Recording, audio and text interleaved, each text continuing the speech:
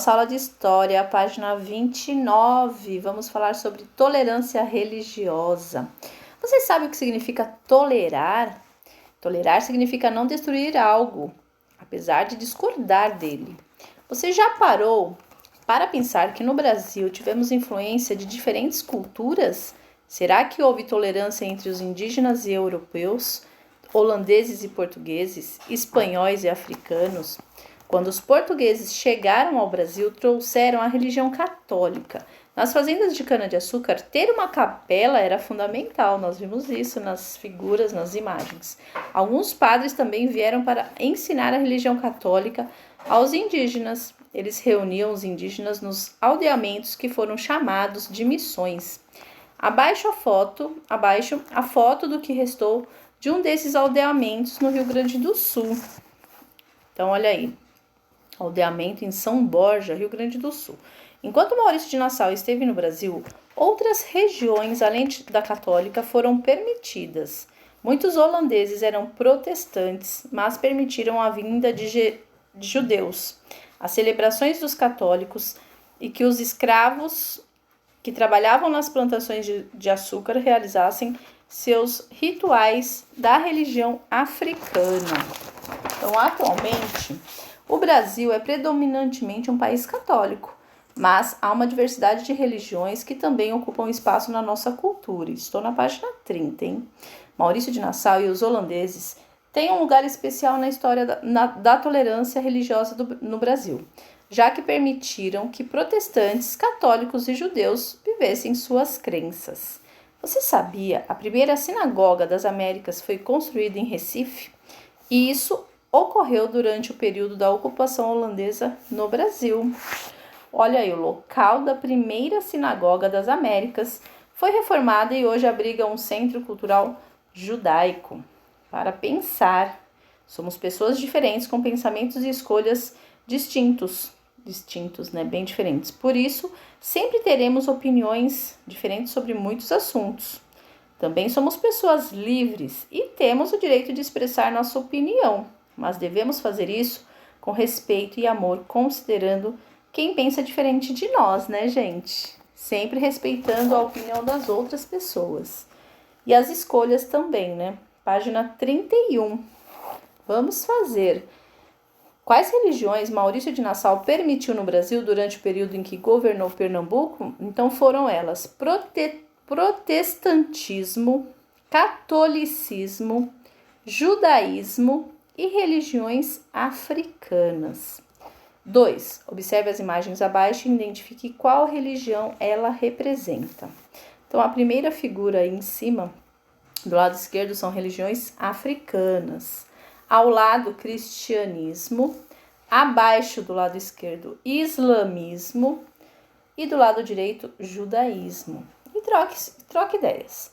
O fato de o Brasil ter acolhido tantas religiões diferentes no período colonial pode ter colaborado para a formação de um dos países com maior tolerância religiosa do mundo, gente. Não é em todo lugar que existe essa tolerância religiosa. E o Brasil, ele tem esse respeito, né, pela diversidade das outras religiões. Página 32. Os holandeses saem do Brasil. Enquanto parte do Brasil era ocupado pelos holandeses lá na Europa, os portugueses lutavam para colocar novamente um rei português no trono. Em 1640, os portugueses conseguiram se libertar do domínio espanhol e a União Ibérica chegou ao fim. E o que aconteceu com o Brasil? Passou novamente a ser governado pelo rei português? Será que os portugueses aceitaram a permanência, primeiro balãozinho. E o que aconteceu com o Brasil? Passou novamente a ser governado pelo rei português? Sim, o Brasil voltou a ser território português. Mas lembre-se, parte do território ainda estava sob domínio dos holandeses. E aí abaixo, Paulo pergunta: será que os portugueses aceitaram a permanência dos holandeses no território brasileiro? Não. Os portugueses trataram logo de expulsá-los daqui.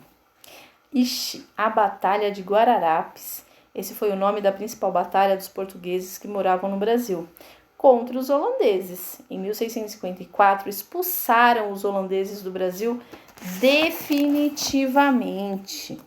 Segundo Julieta de Godoy Ladeira, em seu livro Recife dos Holandeses, com o fim do domínio holandês no Brasil, sobraram de herança campos devastados pela guerra, o contato com um povo e uma cultura diferentes, a cidade do Recife, a obra administrativa de Nassau.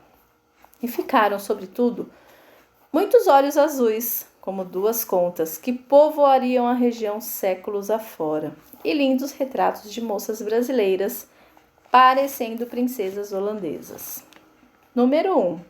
Por que a autora diz que aqui no Brasil ficaram muitos olhos azuis com duas contas? Então, os holandeses tiveram filhos, né, gente? E essa influência permanece até hoje. E existem povos indígenas, descendentes indígenas, com olhos azuis até hoje. Que interessante, né? 2. Quais retratos foram deixados pelos holandeses? Eram de princesas holandesas. Então, são obras de Post e Ecoute que retratavam moças brasileiras. 3. Por que o autor escolheu para seu livro o título Recife dos Holandeses? E é porque os holandeses eles se fixaram no Recife, né, durante muitos e muitos anos. Pesquisa. Nesta unidade, vimos que diferentes povos participaram de conflitos. Pesquise se na atualidade existem conflitos que colocam em risco a paz mundial. Então, eu fiz uma pequena pesquisa que retrata, né, os conflitos que existem até hoje, são os conflitos do Oriente Médio, que ameaçam a paz mundial até hoje.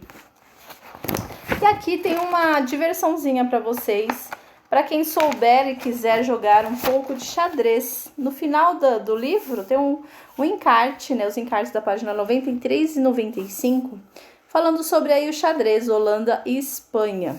O xadrez é uma batalha empreendida por um grupo de soldados. Ao centro está o rei, ao redor do qual o jogo se desenrola. O rei é indispensável. E a prioridade de todos os soldados é protegê-lo, expandir seu domínio sobre o tabuleiro e vencer seus adversários. Com raras exceções, o rei não entra no campo da batalha. Ele se move em qualquer direção, uma casa por vez, como convém ao seu limitado envolvimento na verdadeira batalha. Ao lado do rei fica a versátil rainha, que pode mover-se em todas as direções, flanqueando o rei e a rainha a 3 níveis de oficiais, o bispo, o cavalo e a torre, cada qual com seu próprio estilo de movimento e conquista. Seu poder e alcance são menores do que os da rainha, mas eles também podem mover-se em diversas direções e avançar mais de uma casa por vez. Na linha de frente ficam os soldados da infantaria ou peões. Inferiores aos oficiais, os soldados avançam somente um passo por vez. Porém, o lento soldado de infantaria possui um poder e uma qualidade singulares, maiores do que as de seus superiores. Um oficial jamais troca sua patente, permanece o mesmo até o final do jogo. Porém, quando um soldado consegue avançar passo a passo até o outro lado do tabuleiro, é elevado ao nível da rainha. Ele não pode, no entanto, tornar-se rei, pois há apenas um rei. Então, o xadrez aí é um jogo que representa as batalhas e guerras. Você estudou as batalhas e guerras que aconteceram envolvendo Portugal, Espanha, Holanda e Brasil. No encarte 2A, leia as regras do xadrez e escolha entre o exército holandês e o exército espanhol para jogar uma partida de xadrez com um colega, com um familiar, com um primo, né? E utilize o tabuleiro do encarte 2B. Prepare as estratégias para experimentar as dificuldades, as perdas e as responsabilidades de decisões que estão envolvidas em uma batalha.